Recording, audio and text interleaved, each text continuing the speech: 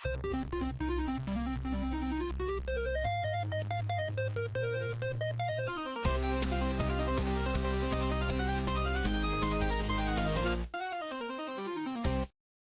is up? What is up? What is up, sweeties? And welcome back to another episode of the SugarSide Podcast. As always, I'm Tre, and I'm joined by a man who is hanging on by a thread. Garrett, welcome back to Utah, buddy. I'm glad you're home safe. How are we doing Thanks. today? It's good to be alive, I guess, because I definitely have felt like I'm dying for the last 2 weeks. Guys, this sucks. I've been sick for a long time. I'd like to apologize again that I'm gonna sound like hot garbage right now. Dude, every time I think that it gets better, it turns into something else. I think I'm out of the coughing, but I have just actually demolished this box of tissues today. I've destroyed. We're best friends, me and this box of tissues. I think we've talked about this before, maybe when I was sick a few weeks back, but is there less tissues in a box of Kleenex than you expect there to be when you're sick? And Is that just me? there's not enough tissues on the planet for me today. I feel like if I'm not sick, a box of tissues will last me like 6 months. Easy. And as soon as I'm sick, within a day, the box is empty, and I'm always so disappointed. Like, where's the rest of my tissues? What do you mean that's the last one? For a good majority of the year, I'm like, I don't even know if we have tissues in the house. But then Right. as soon as I need them, it's like, I went through like 5 boxes. We got to go to Costco. Dude, it's nuts. I remember I used to try to use the little travel packs when I would go Yeah. to school sick, and like by lunchtime, gone. Like, you might as well not Gone. even use those. There's like 3 tissues in there. Yeah. No, it's evil. Well, ladies and gentlemen, welcome back to another episode. We're glad to be here as always, and we are watching the life energy of a man drain out before our eyes. So let's appreciate Garrett for being here and giving us what he's got. But for Commitment. today, we're going to commit to the bit it's the motto of season 2. Yeah, that's right. To start today, we are going to touch on some reality shows that we haven't talked about in a little while. And, we kind of jump around on subjects as things come up and are relevant. So I'm going to start with none other than Love is Blind. And for my Love is Blind fans out there, smash the like button and comment your favorite couples, because tonight is the weddings. So, Garrett, I'm going to give you a little intro to the couples we have, and I can talk a little bit about them. Some are more interesting than others, so I won't spend too much time on all of them. But as always, and I think the audience would agree with me, the men of this season are just not who you'd want to be married to. And every year I feel worse and worse for the female cast. I don't know. I feel like the Lachey's are slightly misogynistic at this point. It's kind of I think pathetic. Love is Blind is excellent at casting horrible people. As far as I'm aware. And I've seen some people on TikTok who play or watch the show blind until the reveals. So they'll like cover their TV screen and take notes on the people, and then they'll reveal when the people reveal. And I feel like that's really cool. I can't commit to that. I haven't yet. But I wonder if it would change my opinions on people too. Because, you definitely judge what they look like when you watch the show. And you definitely have a feeling of like, I don't know if she's going to like him, or vice versa, as much as the show's not supposed to be about that. But anyway, so going into the weddings, we have, I believe, 5 couples that are getting married. They had 7 that got engaged. It was actually the most ever. And so much so that they were so over budget that one of the couples couldn't even go on the honeymoon to Mexico. They had to send them on their own honeymoon or trip to Malibu, California by themselves, because they've never had that many couples get engaged. The max that they can do is 6, and they're stretching it, and they had 7, and they had to on the fly figure it out. And no one watching the show knew why this couple was randomly excluded from the group trip to Mexico. I would prefer that, honestly. Like, if I was the 7th group out of 6, I'd be like, okay, see ya. I'm gonna go have some fun in Malibu. The point of it, I guess, is more so that it's more than likely that at least one of the couples that's in the group trip or on the group trip is there with someone that they were also talking to but didn't get engaged to. And so it's supposed to be like a closure, like, Come can on. you handle Yeah. yourself in a scandalous type of situation? And Or if you're does it turn into a separated, you don't swingers really get that. paradise? Right, right. Or it always turns into, man, so-and-so is better looking than I thought they were gonna be. I'm questioning my Oh, own choice. And it's like, and it starts to fall apart. So they didn't get that. gotcha. But either way, neither here nor there. The first couple that I'll start with, and it's because their wedding is the one that left off last episode. So I'm guessing they're gonna go first tonight. They are Emma and Mike. Now, Emma is adopted from Oh, China, and she was born with these birthmarks all over uh-huh. her body that required like upwards of 9 surgeries by the time she was like 11 to remove them all. And she has a lot of obvious scarring on her arms and her legs Sure. and stuff. And so she grew up with a lot of self-conscious feelings and feeling extradited from groups and things like that. I could never And go on this show, dude, because you're telling this like really sad story, and I'm like, cut. Like, yeah, I could you're like never. next. So the tricky thing is her and Mike connect and they're really, really good together. They seem like they enjoy each other's company, and Mike is fine with what she looks like, her background, everything. Like, he's good. The problem is she knows nothing about her birth parents. And so Uh, she doesn't know what type of genetics she carries and could pass on to children, including the birthmarks that she was born with. And so she is committed and convinced that she doesn't want children. And Mike is classic Italian New York Mike from a huge family, and he so he wants wants kids. 20 children. Right. And Yeah. so their entire relationship has been like, good, good, good. I want kids. I don't. We'll figure it out. And then they just kind of keep it pushing. And now it's to wedding day. And I'm kind of looking at them like, is Mike really going to commit? I feel like he might say no. And I feel like Emma might say no because she's digging her heels in, and I understand why. And That is one of I'm the not biggest deal convinced that, breakers. yeah. And understandably so. I mean, their circumstance is a tough one, but I'm interested in who has to say yes or no first, because Right. the show always is very cunning and specific on who they choose to say it first based on the situation that's going on. And you can always tell whoever's on the fence is the one that has to go first. And then it usually dictates what the other person says. So we'll see. I'm iffy about them. And if they say yes now, I don't think they're going to make it later down the line, because I think Gotcha. that's going to keep coming up as an issue. So that's them. Hey, for the sake of brevity, let's keep it to like 3 couples and their stories or something. Yeah. I was going to keep it to the big ones. Okay. Because some I Just don't so really care everyone about. knows, I have not kept up with this season of Love is Blind, and it's not that I don't care what Trey has to say. It's just like we gotta go. Yeah, no, totally understand. Our next one is Alex and Ashley, and I only bring this one up because this is the toxic couple of the Okay. season. Mainly because Alex is the textbook definition of a fuckboy, and Sure. everyone sees it, and I want Ashley that show sees it, back. I want but that she show doesn't. back. Give me back Fuckboy Island. Dude, it's so bad. He is a day trading bro Uh-huh. and soccer coach who lives like in a new place every few months because he's nomadic and doesn't settle No. down anywhere. No. And there's like this weird timeline of like he was visiting his ex in Austin, Texas, but then he was living with her. But then he had like this other girl in Texas for a little while. And then within like a month, he joined the show, but he like swears there was no overlap between the two. And like, Outrageous.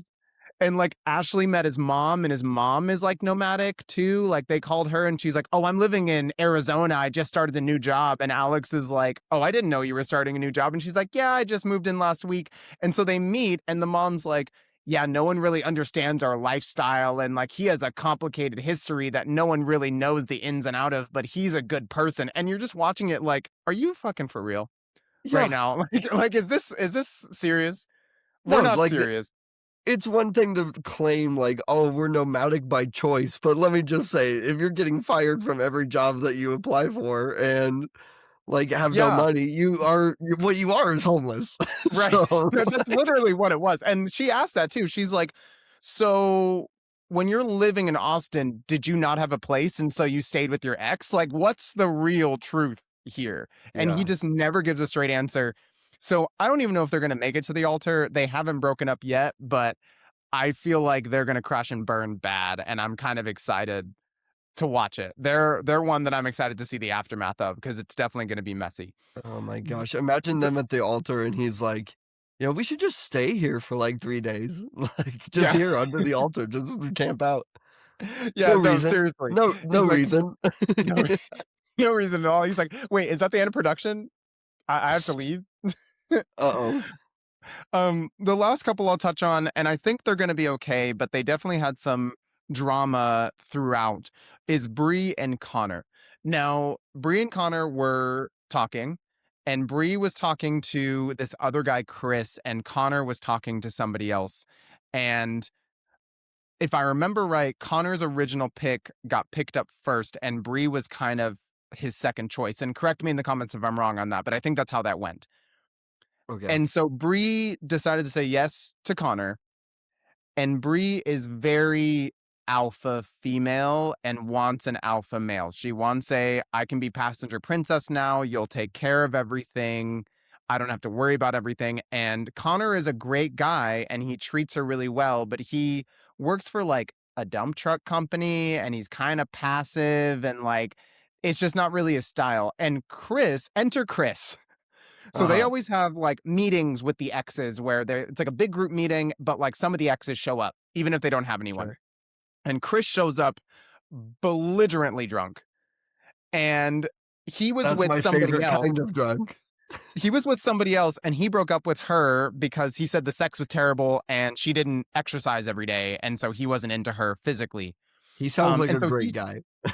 And mind you, the girl that he broke up with is a physician and like super rich on her own. Like he's a crazy person, but he starts chatting to Bree and talking about like, you need an alpha man and that's not Connor and that's me and you know it. And we would have so much fun together. And like, it kept cutting to Connor across the room, just like watching them.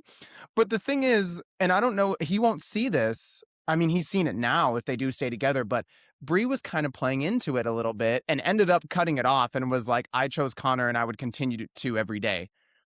But if I were Connor watching it back now, I'd kind of be like, I don't know about that. I hope they're not married now because I would have some words for Bree.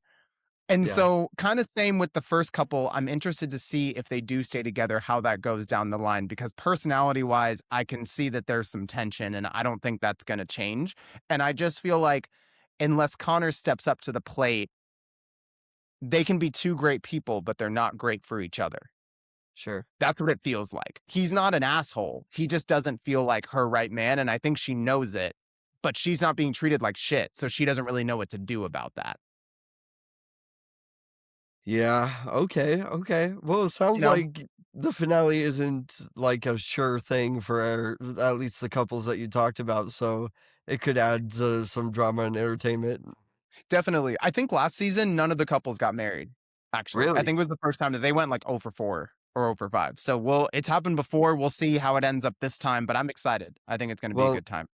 The show should be called Love is Not Blind if it's never successful. Like if they don't get married, then it should just be called actually Love is very superficial. No, that should be the spinoff in parentheses. Yeah, Love is superficial. No, Love is superficial. No, that's so funny. So that is Love is Blind. If you guys are watching the finale tonight, comment down below. Let's talk about it. I think it's gonna be a lot of fun. And as I mentioned, say, if I ever came to my wife and I said, "You don't exercise every day," I would have 2 black eyes and missing teeth. I'd be dead. So, and this dude is like 5'4". Okay, like he's so small to be talking like that. It's kind of crazy to hear him. He's just small enough actually to be talking like that. So that is Love is Blind. As I mentioned before, Garrett has his Boston Rob hat on. And we all know what that means. Survivor season 50 has officially started. It's Survivor time, baby. As the knuckles crack, he's got something to say about it. So let's get into some Survivor, bud. I will also keep this brief because it's only one episode, but I do feel like I have so much to say. So I'll keep it brief, but that's because I'm a Survivor nerd. Yeah. Survivor 50 brings back all stars from previous seasons, okay? So these are all previous players I have a history with and like knowledge going into this game. I am stoked. I'm actually super nervous because Trey, what was you probably don't remember, but one of my big complaints when we reviewed Survivor season 49 was that it had such a solid start Yeah. and then it got boring. Yeah, And I'm and like, you please, mentioned that, like, they made the easy choices the whole way through. Like, they all the built up like they time. were being conniving, and then the choices they made just weren't entertaining. No, and I have faith so far that that's not going to happen this season because some of these players are from so long ago that like the new way of playing the game in season 49, they might just throw completely out the window and be evil. Because some of these Mm. people are evil people. I've seen them play before. These are some of Yeah, the like most cutthroat evil people to play the game. And I'm right. very happy that they're all here. There are some returning players that I am horribly disgusted to see back on the show. Particularly you, Ozzy. Ozzy, if you hear this, okay, I hate you. Okay, I I hate you on so many levels, dude. I hate you as a Survivor player. I think that you're a wimp. I hate you as a person. I think you're a douchebag. I hate you. So when I see Ozzy on the screen, my blood actually boils. Like I get so mad seeing Ozzy back. He started as such a young guy, and now to see him as like an old man being exactly the same is so disappointing to me. I'm like, man, you would have thought that you'd learned anything. But no, you are just an older version of yourself. You've always been like this. I hate you. Do you think Um, that's a character on the show? Like, no, do I you think think that he's had to, he like, genuinely is relearn a how to put piece the of mask on? shit. Really? Yeah. I think it would be super hard to fake that. Like to come Mm, on the show and like go as a character. yeah, Uh, I think that particular brand is hard to fake. I think that you are fair. genuinely like a tool. Fair enough. Um, Coach, on the other hand, I'm so happy to see Coach back. This guy is such a whack job. He's been a wacko for the entire time that I've ever seen him. He's played like 5 times. He's lost every time. Uh, he's the Dragon Slayer, okay? That's what he calls himself. He calls himself the Dragon Slayer. Uh, and he comes every single this was the best part of the episode for me, okay? Him and Ozzy have a history of hating each other. Because Coach was up on the final 3 and Ozzy gave one of the most ruthless speeches as a jury member of all time. And seriously, it lost Coach the game. He lost $1 million Wow. because of Ozzy. So they hate each other. Uh, they have like an individual challenge where it's Ozzy, Coach, and someone else I don't give a fuck about because that was what I was there for. Mhm. Uh, oh, it was Q. It was Q. I do like Q. But Ozzy and Coach start the game before the challenge being like, hey, I'm really sorry, like let's make up, let's be friends, let's play an honorable game. And that is a Coach classic. That is right out of the Coach handbook, is to say, I'm gonna play an honorable game. I'm gonna be respectful. Like this is all about like winning the right way. And then Coach pulls uh the next page of the Coach handbook, which is ignore that first rule and be an asshole and a snake. Because it was perfect. Because Coach has also not changed as a person. So seeing that like play out exactly as it always has was amazing for me. They start the challenge, and Coach is like, "Yeah, it doesn't matter who gets to the end first because they have to knock the key off and they have to like drag the key over, and that's my opportunity to steal the key." And so Ozzy speed runs the first half of the challenge at lightning pace. He actually shows his dominance. Like he is a good physical player. Mhm. Actually crushes them. And then takes 30 minutes on the key thing and Coach. Coach is sitting there reinforcing his like first 5 sticks as hard as he can before making the rest of the chain. And he's just thinking, I don't need to even try. I'm just going to steal it from Ozzy. So Ozzy knocks off the key. Coach steals it. Ozzy throws a huge fit. And the order of events was perfect. Honorable game, steals it from him, pout. Like, I loved it. So funny. That's awesome. So, anyway, I think that this is going to be a very interesting game. It's cool to see the old players. I'm nervous about the new players. Savannah, as everyone knows, I chose in my top 3 for season 49, and she ended up winning because I know how to pick them. I know how to pick them. I don't think we talked about that. We never Did finished we not talk about season the winners? 49. No. We did a finale episode, surely. I don't think we did. I think we just left it. Okay, then we suck. We suck. Yeah, but anyway, we never I did end up up winning. Nice. I did end up winning. But Savannah is on this season. Wow. Right back at him. Not just right back, literally 2 weeks. So she wins the game, took a 2-week break, and is back on Survivor. I think that is a huge disadvantage. She is probably exhausted still. Yeah. Yeah, I bet. Her and Rizzo are both back. You remember me talking about Rizzo. Riz God. Yeah. Riz God. But I think that Savannah is going to lose like quickly because she's already playing it how she did in 49. And these old timers are like, they're just going to kill her. Yeah. They don't care. They're just about the like social part of the game. They literally voted out the first person just because they kind of didn't like her. So like it's a totally different strategy for these old timers. Right. Yeah. So I think Savannah's gone. So we did pick top 3 like we did last season. This time though, we're not keeping it a secret, so I can share who my top 3 are right out of the gate, and we could talk about them every single episode, and I could give an update on how I think that my team is doing. Let me just say this. The women of this season are fucking carrying it. They are carrying this whole cast on their backs. Wow. These are some of the best women to have ever played Survivor. And so when I was looking at my options, I was like, I legitimately might pick 3 women right now. Just based off of that. I was like, these awesome. Are killers. Yeah. But instead, I went with a theme. I chose the 3 geniuses. I was like, these are the players that are so smart that I don't know. That sets me up though, because I do not think that these 3 can make it to the end together. Got it. There's no way. And we talked about that last time we talked about Survivor, of like how tricky that gets, especially as the game goes on. I think that there's no way that these 3 get to the end because for how smart they are, they recognize how smart the other people are, and they will vote them out as a threat. Like, they'll just be like, no, like, so I'm curious about how it's going to work out. But my top 3, I chose Aubrey. Aubrey is evil.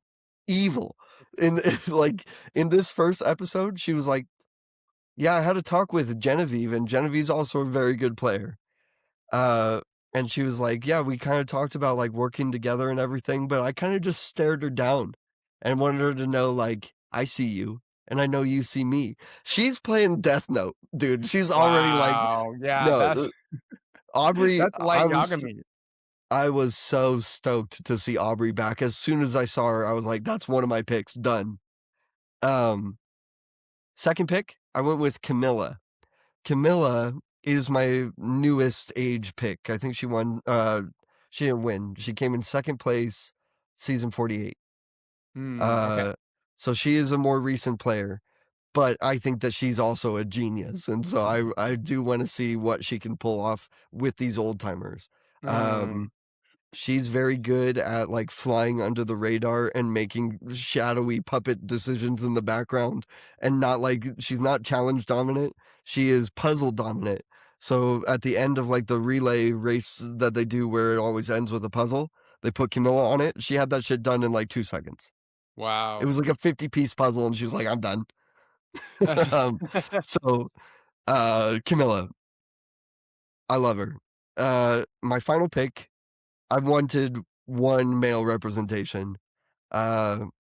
even though I think that this top 3 could have very easily been all women. But I Mm-hmm. went with my boy Christian, because Christian is also a super genius freak. There was one challenge on his season where they had to like hold a certain position like on a pole for as long as they could. And Christian was like, "Hey Jeff Probst, the host. He was like, "Hey Mm-hmm. Jeff, this is like one of those rare opportunities where I'm actually holding you hostage and I could just talk the whole time that I'm up here." And so he started listing like all of the scientific facts that he knows and just like telling interesting like astronomy stories and chemistry things, and like cuz he's a freak. For one thing, he showed up to the island dressed exactly like Sheldon Cooper from Big Bang Theory. Wow. Huge win. Uh Yeah, claps for that, for But sure. Christian won my vote when he talked about how he recently had a son. I always empathize with that, obviously. And so I started getting all like emotional while he was talking about his kid, and I was like, "Okay, Christian, I believe in you. Come on." So that's my 3. I picked who I consider to be the geniuses of this season, and I hope that their cunning and chicanery can carry them through this season. I want to see at least one of them in that top 3. That's awesome, man. The genius season of Survivor. Very I'm fitting ready for to talk for about season 50. Survivor week by week, though, just so you know. It's in that season. I'm ready to rock and roll. I'm wearing the Boston Rob hat, and I love Survivor, baby. I think it's going to be an interesting season. I'm hoping that with how solid this first episode was, I don't run into that same problem that I did with 49. It sounds though that because they have older cast members from older seasons that you won't run into that same problem, and it'll be interesting. It feels like 90s basketball versus current basketball. The Yeah, debate of like, can you drop this player in this league and would they do the same as they do now in either direction? And it'll be interesting to see, can you drop older era Survivor players into the new era and how will that go? Because it sounds like the way they play the game is very different so and it'll different. make it super interesting. Yeah, I think that's really, really cool. We'll definitely No, follow these are that some of the over. pettiest people that have ever lived. They will vote you out if you like sleep, if you snore at night. They'll just be like, "Fuck this person, Mm, get him out of here." Like, as it should be, though. It's yeah, Survivor, you know? agreed. But no, I think it'll be fun to follow it episode by episode, and we'll definitely finish it this time. I don't know why we randomly dropped season 49 like that, but we'll I could have be more sworn we talked consistent. about it. I think the last conversation I remember is they got to the episode where they were creating the jury, and that's when you started talking about like the ins and outs of the jury and who you thought was going to make it, and then I don't think we ever brought it back up after that. It was like Ah, towards the end, but we didn't finish it. gasp. Oh well, we'll Um, do better this okay. time. Oh well. So passing the sugar, and we're gonna fly through this because it's just kind of a touch from last week, and you have a story for us. We talked about the release of Fire Red and Leaf Green on the Switch, and we bitched and moaned and wah our way through that as always. But We of bought course, we it bought it, anyways. and we love it. I'm so obsessed. It looks so good. It's classic Pokemon, and you know what, man? For all the complaints you can have about new age Pokemon, they said, "Fine, here, take something you like while you're waiting." And I appreciate that because I missed how Pokemon makes me feel, and Fire Red and Leaf Green makes me feel. It gives me the warm fuzzies, as Garrett would Yeah, say. Dan made fun of me for dropping $20 on this game, and I just responded with Fire Red and Leaf Green specifically are in my top 5 games of all time, the same way that Dark Souls is, and anytime that I can get it, I will. You know what, man? If people are dropping $70 for Donkey Kong Bonanza and Yeah, Mario Tennis Fever, fuck you. It's Fire Red and Leaf Green and it's $20. yeah, it's one of the best Um, games ever made. yeah, it's amazing. I've had a great time playing it. I have a lot of fun so far building a new team of Pokemon that I haven't used before or used very seldom. So that's been a really good time to discover that. But you had a story for us of something funny that you've been doing on this game. So why don't you touch on that a little bit? So I have a straight up save file where I'm playing it like the way that you're supposed to. Right now that team is like Ivysaur, Nidoking, and Pikachu. Like, it's pretty typical, right? Like, I'm just Mhm. having a good time playing the game. Yeah. But on the side, I have another save file that I'm playing with Dan. And I pitched it to him, and he was like, "Okay." I went up and I was like, what if the bug catcher becomes champion?" And so right now we're doing a bug catcher playthrough. So we picked a Bulbasaur. We walked up to Viridian Forest. We caught a Caterpie, level 3, and we released our Bulbasaur into the wild. Wow. We are bug catchers. Wow. So just so you know, don't do that. It's so hard and annoying. Oh, dude, I can't imagine. You can start the game with a Butterfree and a Beedrill. Brock is a rock type gym, and rock is 4 times effective into Beedrill. Into Butterfree. And it 2-shots Beedrill because Beedrill sucks. So that was definitely a challenge. Had to get Butterfree all the way up until it had sleep powder.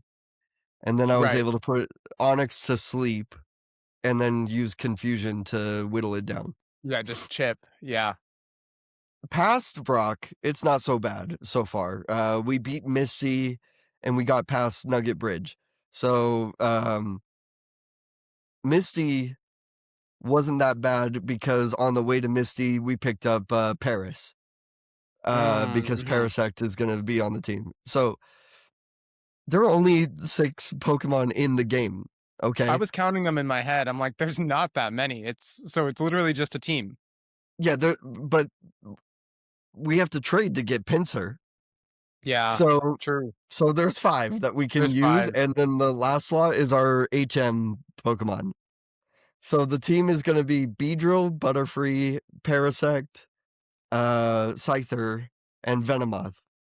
And that's it. I know. I'm so sad we can't see each other because I could obviously trade you Pinsir, and now I can't. Can you trade on an account that doesn't have online services? Because my account does, but we're playing on like one of the other profiles. I'm assuming not. I mean, I know it's local connection anyway, but I feel like you probably still need online services to trade. But I have no idea. It doesn't matter. This is our team, the bug catcher team, and yep, it is definitely a challenge. I would not recommend it to anyone. I can't imagine what we're gonna do for the Elite Four. We're gonna have to cheese it to shit. I think Lance alone, like, will just one-shot every single Pokemon that we have with Probably Flamethrower or Fly. We're screwed. Like, Aerodactyl, we're already thinking that far ahead. We're like, what are we gonna do to that Aerodactyl? It's gonna wreck us. I don't think there's a single Pokemon in the Elite Four, at least for Lance, especially, that any of your Pokemon will be faster than. Like, I don't know how you'll even go first most of the time. So you have to tank at least one hit to do literally anything. We'll see. You know, we picked Bulbasaur on purpose because that gives Gary Charmander. So that it's the hardest thing that we could face at the end is a Charizard into our bugs.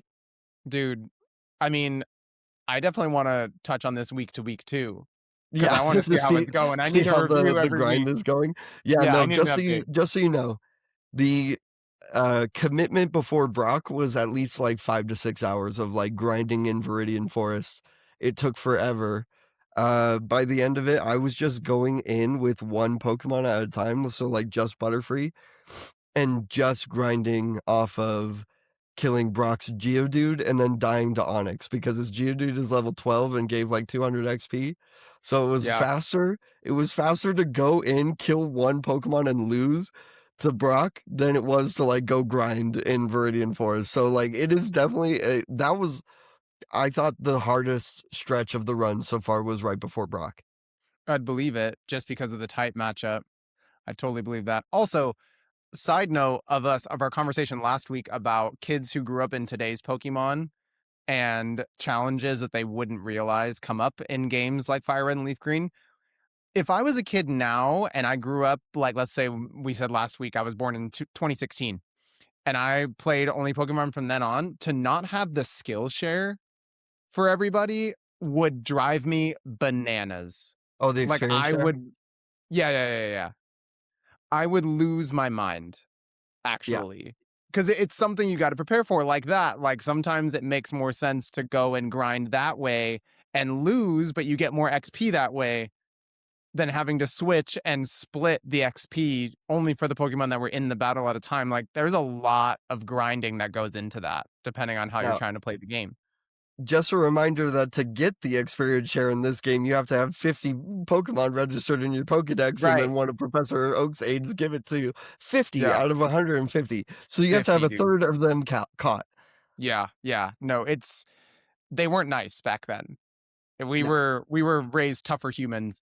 But that's a lot of fun. I'm excited. Like I said, I'm excited to hear how this run Dude, and grind the goes. physical special split is actually saving us this game because grass is a special move, and putting it on Paris with a decent special attack. Um, I was like, Staryu was using Harden, and I was like, I don't care. I've got special attack Bullet Seed. It Yeah. doesn't make any sense, but that's great. I love it. No, I'll take it. Yeah, it comes in handy sometimes. No, that's awesome, man. I hope the bug catcher becomes the champion. That's going to be a legendary story to tell Yeah, for we sure. named ourselves Bugman, and Gary we named Bird Boy. So we have Bugman versus Bird Boy. Bird boy. That's awesome. That's awesome. Well, that is Fire Red and Leaf Green, ladies and gentlemen. Once again, if you guys are playing it, comment your teams down below. If you're doing any fun challenges like Garrett is doing because you've played the game 1,000 times and need to spice it up a I'm a little bit, psycho. I've played this game so many times. right? Let us It's fun to know do how it you're fun way. spicing it up. Yep. Let us know how you're spicing it up. I want to read those comments. So to pass the sugar, my friend, one last time today, and we left plenty of time to flush this review out because we both wanted to. For our Studio Ghibli series, we are talking about Howl's Moving Castle, and I think we both have a lot to say about Howl's Moving Castle. Now, granted, I have seen this movie before, and relatively recently. I watched it probably 2 to 3 months ago. So it's the first one of this series that I wasn't watching it for the first time. Oh, wow. But I gotta say, Well, no, it's not. You've seen Spirited Away. yeah, that's true. That's true. I guess Spirited Away was the first one that I'd seen before. But Howl's Moving Castle was the second, and it's only my second time seeing it. And man, it was better the second time. It wasn't bad the first time. I loved it the first time. But the Yeah. second time, watching it from the perspective of the podcast, dude, let's talk about Howl's Moving Castle. Let's talk about Howl's Moving Castle. Where are we starting? Start us off. Where are we starting? This is a great movie. I like it a lot. So in comparison to you, I've seen this movie 20 billion times. Yeah. I think this might actually. How many times have I said this? I don't know. We gotta keep a tally on the screen for like how many times Garrett has said this is probably my favorite score. Dude. From Okay. My first note, possibly my favorite score. That is my first note on this movie. And I know that's a lie because I know which one is actually my favorite score, but like this one, every time I hear it, it's like, no, this one's so good. It's so good. There's something about a melancholic piano Yeah. that just dances on my vertebrae the right way. Yeah. You know what I mean? Like the adventure themes are fun and they're great, but there's something about a song that just makes you want to look at rain outside. Yeah. That just like does something a little special, especially on an acoustic piano. It's a beautiful score and soundtrack, and the main theme is amazing. I'm excited to see others and see if there's one that tops it, but for right now, this is my top one that we've heard so far. So far, almost every single one of these movies has had a female protagonist. Mm-hmm. Sophie is probably the best female protagonist that he's ever done. Yeah. I love her whole story and the message behind it of like learning to love yourself because it like reflects on your outward appearance where she like because she believes that she's pretty much an 80-year-old woman, she looks like an 80-year-old woman and like because of that curse. And by the end of it to see her as herself with the silver hair, it's like that the curse is still there. But it doesn't matter because like the confidence and the like acceptance of who you are has done away with it. Totally. And I love that the curse was fluid enough to change throughout the movie depending on how she felt in the moment. There was a scene, and I can't remember the line exactly, but there was a scene where she felt reassured by Howl, and he made her smile, and she turned young with the silver hair, and then he like says something or does something, and her face turns old for a second, and then it switches back to Yeah, young when he reassures her again. And it's literally like her thoughts are dictating how she looks moment by moment. It's not a you're either cursed or you're not. It right. was truly a fluctuation of, if I don't feel good in this moment, this is how I look to me because this is how I feel about me. And in an instant, that can change. And I thought that was such a beautiful way to depict how our minds can play tricks on us and can Yeah, be so fluid with our thoughts. And no, I thought it was a really, really cool way to illustrate that. And even, in the midst of a budding relationship with the person who's supposed to only be with beautiful people, and the person that you yeah. hear like legends about, and the person that you never thought would even notice you. Well, And that's to one of the things I like is that all of the other characters in the movie have to go through the opposite lesson of putting too much emphasis on their looks to Mhm. and to learn to love themselves in the opposite way, where you know like Hal's breakdown of like you dyed my hair, it's all messed Yeah. up, and he's like Yeah, yeah, crying yeah. and stuff. That is like so dramatic. What a like little pretty boy. Oh, dude, the The worst. Witch of the Waste. I think that the Witch of the Waste is a excellently written character. Totally. Um, because she's not necessarily like evil. No. I love so many of these Studio Ghibli movies that we've talked about where it's like, is this like morally gray person actually like evil in the way that we Yeah. would think that? But She's no, just not vain. really. Yeah, She's she's just just vain. vain. Yeah, And it's a different kind of obsession than yeah, power or like, totally. wanting to rule the world. It's like, no, I just want this one person to like love me and think that I'm beautiful because everyone else does, but he doesn't. He doesn't, and he matters. And I love that like half the movie she's senile. Like, I Yeah, thought that was such a hilarious detail. She made me laugh out loud the entire time that she was yeah, old and sitting in the castle. Every time she sat there, no matter what was going on, and goes, "What a pretty fire." I yeah, lost it because it yeah, was never at an opportune time. yeah. Like, she's literally out of her mind. And I'm like, she didn't have to lose her mental capabilities just because she looks old. Now But this has potential to be my favorite like ensemble cast of like one of these movies as far as the characters go. Like the squad is great. You got Marco, you've got the dog, you've got Howl, you've got Turnip Head, you've got you got Turnip Calcifer. Head, you got Calcifer. Like that's like the squad in my head. Once I'm like, again, yeah, man, I wish we disagreed more. Another one of my notes is my favorite side characters so far. yeah, Every one of them feels so flushed out. I feel like yeah, I know all of these characters in a very deep way, and the way that they intertwine together is so well done. I feel like all the other movies that we've watched so far, there's been side characters that are enjoyable, for sure. There's been multiple characters that I've liked in all of these movies, but most of them have been very vague. It's more focused on the main character, and everyone around them only fits in because they know the main character. In this one, I feel like I truly understand the perspectives of all of them, even though they mhm, came together in just this story. I felt like there was so much more detail put into everyone that surrounded Hal. Um, and yeah, it was fun to get to know them, and Turnip Head's amazing. I love him so much. I told Hannah I that I feel like I'm her Turnip Head. Like, when I'm she's in the rain and he just hops up with the umbrella and doesn't say anything, I'm like, "Dude, I totally feel that." That's so good, good. no, I just yeah, I agree with you. Like I'm just a fan of like a collection of misfits. Mhm. and they work and their personalities work well together. I also put Now, this down is this. also probably one of my favorite color palettes that they use. I like Mm, it's so pastel. Like there's just the yeah, pinks, the yellows, the blues. They're not like a dark blue. It's like this like light, it reminds you of the ocean and like, stuff like that. Like this one is colored really well. And I'm totally. colorblind. So like if I can comment on that, then that means that they did a pretty good job. Yeah.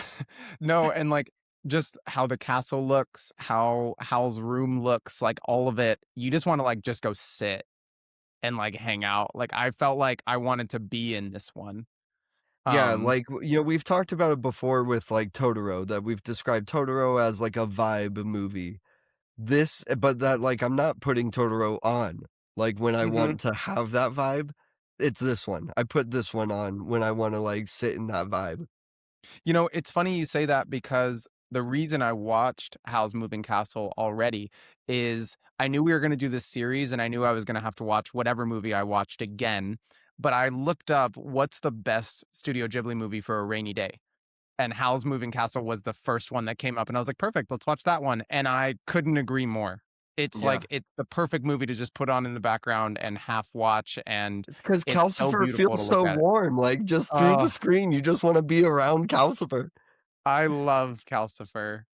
I really do. I mean, I feel like I'm just gonna say I love blank about everything about this movie because I really do. Oh, the Notes. story is No so notes on this tight, movie. the connectivity of like, find me in the future, and that's like Mm, in the past, but it still happened. And so when he finally runs into her in the future, the first thing that Hal says is like, "I've been looking everywhere for you." Like it's just like yeah, because it's actually true. It's set up it's already. Like true. I there's so love much like too time fuckery. when they get to the flower meadow for the first time and she goes, "This looks so new but so familiar at the same time." And, Uh-huh. like, there's just so many little lines like that, like, "I've been looking for you everywhere," that, like, by the end, you could rewatch it, and it's such a beautifully tied together story. And I feel like this is our first true love story in these movies. Like, we've had, you know I don't know, Spirited Away, Chihiro and Haku, I would throw out there. Yeah, As like they are in love. yeah, I mean, you Princess Mononoke and Ashitaka, like, they say that they love each other They too, go even though they don't end they up together. goodbye.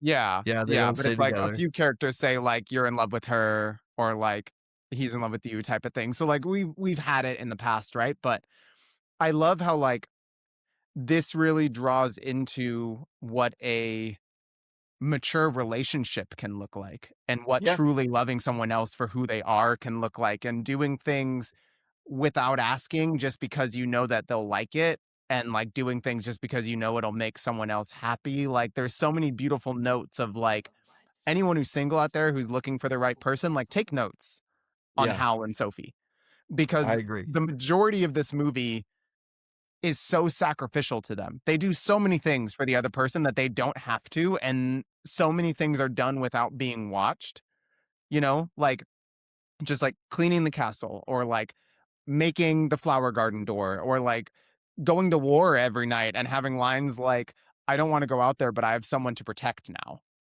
Like, Yeah. things like that where it's like, you do things because it's for your person, even if it sucks for you. And I think to watch them kinda grow and bud that relationship from that context was such a beautiful thing to witness. Speaking of war, I think that, we've talked about his, uh, hatred for war and, like, how that comes through in his storytelling. I think this is the anti-war movie that he made. Like, Mhm. this is the one where it's like, "Don't do it, dude. It's just Yeah. it's silly. You'll turn into monsters." Like, because they get turned into those flying bug things, and Yeah. and that your government just wants to use you for it, and like that's all in this movie. Uh, because Madame Solomon is evil, I think. Totally. She's evil. Yeah, We've had a lot of characters that are gray. She's yeah. not gray. Uh-uh. She's she's evil as hell. And, I think even for her, I think it's as soon as she realized that Hal found his true love and he wasn't going to be who she wanted him to be, for her to be like, call the prime minister. It's time to stop this silly war. Like, she even Well, knows it's dumb. yeah, but she was, But like, she doesn't indifferent care. about it. It wasn't like, Yeah, "We have to yeah, do this because it's the right thing." She would've just kept going if, like, totally. the situation was that way. Yeah, totally. And that's the thing is, like, I feel like it's also a call on how most world leaders feel about war. That is like, if it Yeah. comes to a point where they decide to end it, they're like, all right, like, I guess that's over. But the feeling of it isn't there. And the gravity of it doesn't weigh on them at all. And I feel like that's another No, layer to his hatred of war when the in this king film. walks in, he's all, like, pompous, he's like, "I figured out a new battle plan, like, it's Yeah. gonna be great, we're gonna get him," and and it's like, "Oh my gosh, he's such a clown." He's not the one doing it. You know, it's Yeah, great to write it down on paper, but you're not the one out there. yeah. You know what I mean? And no, I agree. I think this was his best take on being anti-war and his feelings about it. With that being said, where do you think this puts us on Miyazaki as a man? What do you think he was trying to say in this movie about his own life? Well, yeah, you could apply what Sophie went through to Miyazaki, but at the same time, I could also see it, like, where the Sophie storyline and everything is removed. This is based off of a book, Howl's Moving Mhm. Castle. It's a novel, right? Yes. So it's been so long since I read the book. I know it's, like, drastically different, but, like, how much of that was taken? Like, I think that he wanted to make another fairy tale. Like, Spirited Away was, like, a very good dip into it, but Howl's Moving Castle is, like, legit. Mhm. Uh, and I think the biggest thing that I could get out of it that to relate to Miyazaki is that sentiment on war that we just talked about. Mhm. So, like, that part of him hasn't changed, but I think that he was better at articulating his message of, like, why it's a bad thing. Yeah. Yeah, and I think it also went deeper into the effects of it from someone who was in it. Like, Yeah, the public perception of Hal and who he was, and oh, he's just the pretty boy wizard who steals girls' hearts and he only pays attention to the most beautiful people. To go into the movie hearing that about him and then watch who he is and what he goes through in this war, I yeah, also think speaks to kind of how we see soldiers, like you said about the king. Like, we see it as like this glorified thing, and these like amazing like saviors, and they're like so strong and have valor and this and that. And it's like, no, dude, they live through hell for us, and it's yeah. not worth it. Whatever you think you're going to get out of it, those are people's lives that you're ruining and selling this picture of who these people are and what they're doing for their country. It's like, nah, dude, like, Howl is going through it more than anyone else. And I love how this story really paints the picture from all sides of war. Because the other movies were just like, war's bad and you Yeah, shouldn't do it. This one is like in the depths of like, no, you're going to experience war firsthand yeah. and you're going to There's hate some it as scary much as scenes I in do. this movie. Totally. Yeah. Yeah. Like when she goes upstairs and his bloody footprints are leading up the staircase, like, you feel that. Like, you're like, "Oh my god. Like, Yeah. what time is it?" You know, like, what happened out there? Yeah. I very much enjoy this movie. It's I feel like we're running into that issue that we had with, early Star Wars where it was like, I'm struggling to have any, like, bad things to say about it. Me too. We're just kind of in that, like, I don't know. I like these movies for a reason. I'm glad that we get to talk about them, but, there's not much extra to add. It's a great movie, Yeah. period. It's a great movie, and they've all been so unique and so different, and I think the hardest thing, especially as these go on and we start wrapping the series up, is where are we gonna rank them?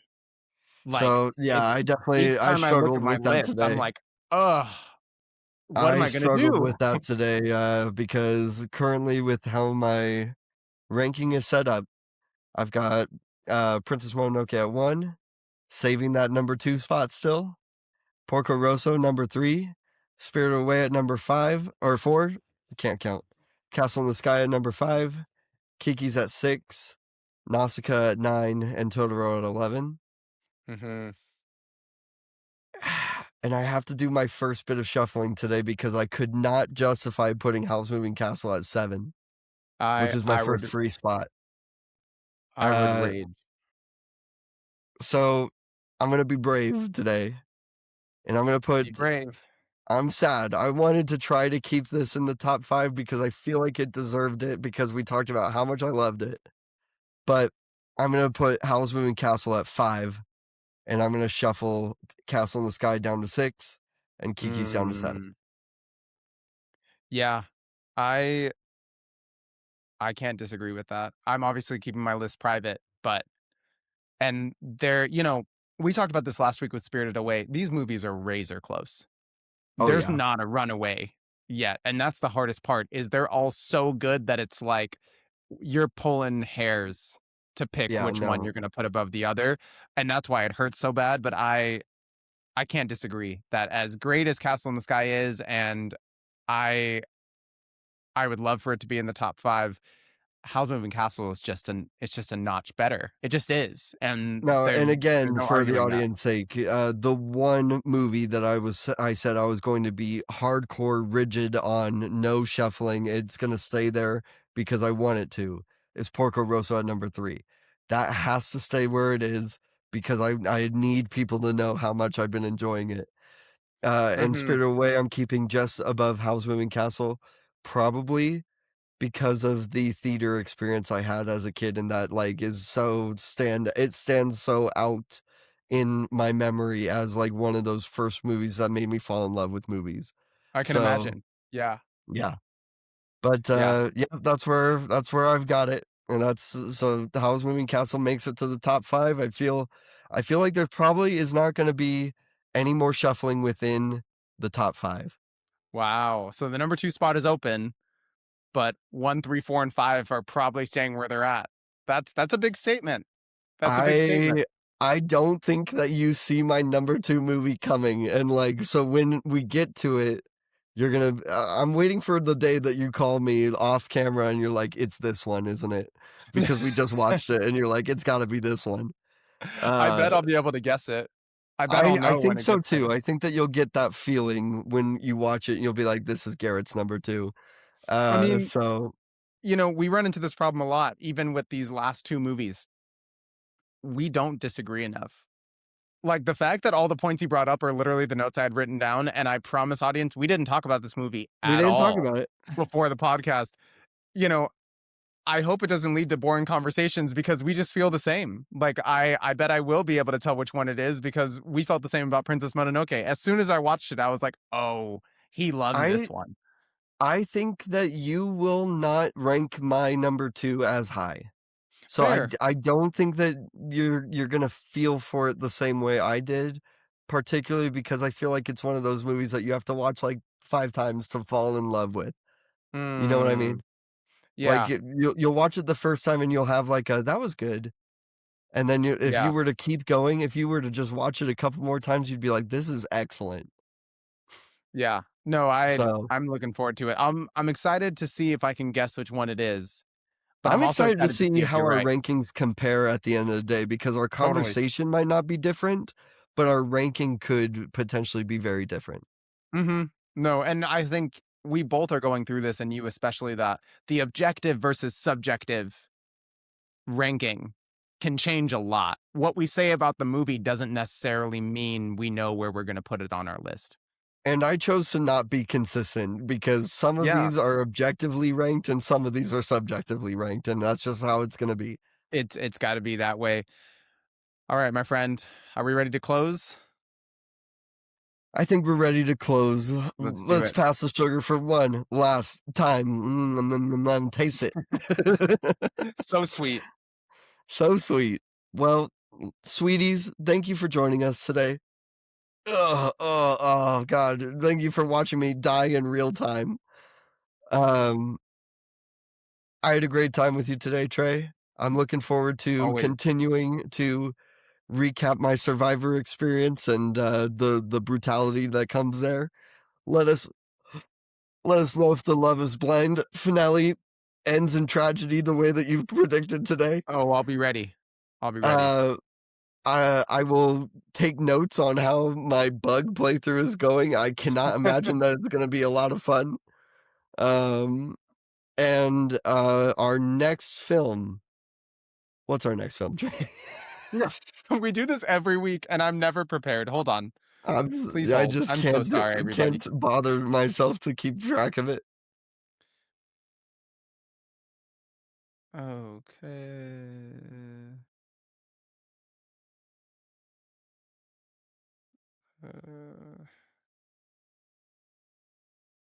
That's not an order. Our next movie is Ponyo. Ponyo came out in 2008. There we go. Perfect. Ponyo has been a heavily rewatched movie in my household of late. Jack likes that movie a lot. So, I have a theater experience story to tell about Ponyo too. So I've got stuff in the chamber. I'm excited. Ponyo it is. I wonder why I never saw Howl's Moving Castle in theater. Just saying. I don't know. I saw Spirit Away. We talked about how they're re-releasing Kiki's on IMAX in select theaters. I would love if they did that with Howl's. I would love to see Howl's in theaters. They do the movie rewatches all the time for the Studio Ghibli stuff, and I just never get the time to go, but I would love to see any of these in a theater again. Yeah, I might go see Kiki's, honestly. I feel like that would even be fun in theaters. And IMAX would be kind of cool. IMAX especially. Yeah, I feel like the flying scenes would be really, really fun. Well, I apologize for the tangent there. Let us know how your FireRed and LeafGreen journeys are going. Let us know what you think of Howl's Moving Castle. Leave us all the comments and tell us what you do. Tell me what you don't like about me. Just tell me. Just tell me straight, and just tell me now. Tell us to our faces. Let's get it off our chest. Let's just be honest with each other. Okay, what do you not like about me? Is it like my handsome looks? Is it my charismatic jokes? Like, what do you not like? Anyway. Have a good one. We'll catch you on the next one where we review Ponyo. Stay sweet out there. Stay safe. Don't get murdered. Is that copyrighted? I don't think so. Now it is. We're going to jail.